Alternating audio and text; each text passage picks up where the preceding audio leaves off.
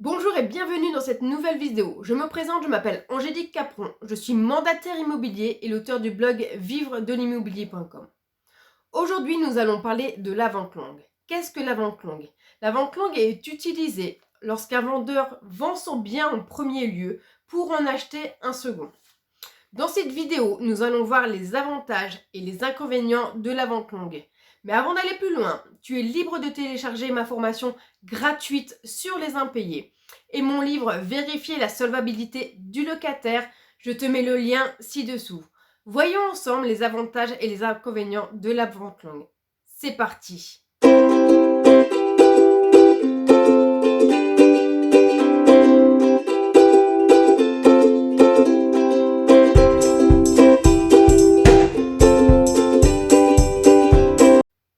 La vente longue te permettra de connaître le prix que tu vas en retirer, puisque tu auras accepté la proposition et que tu auras validé le compromis avec l'acquéreur. C'est grâce à ce montant que tu vas pouvoir rechercher ta nouvelle résidence principale. Si tu fais l'inverse, tu te baseras sur l'estimation et il se peut malheureusement que l'estimation soit beaucoup plus haute que ce que tu vas en retirer réellement.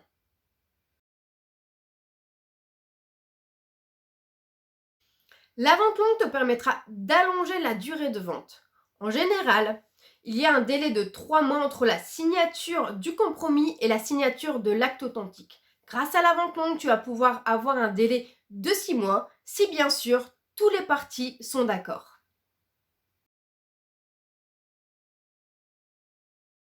Si tu souhaites faire construire ton bien, tu sais très bien qu'il y a un délai très important entre la commande et la réception de ton bien.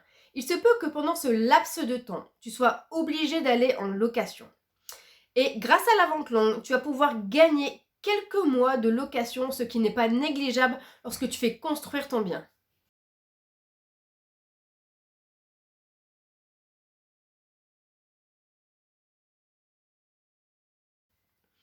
Il se peut que tu n'aies pas trouvé le bien qui te convienne et que tu sois obligé de partir en location.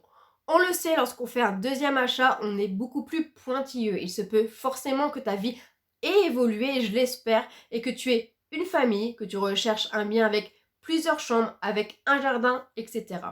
Il est préférable pour toi d'attendre un petit peu, de rester en location, au lieu d'acheter quelque chose qui finalement ne te convient pas et que tu auras forcément envie de vendre d'ici quelques années.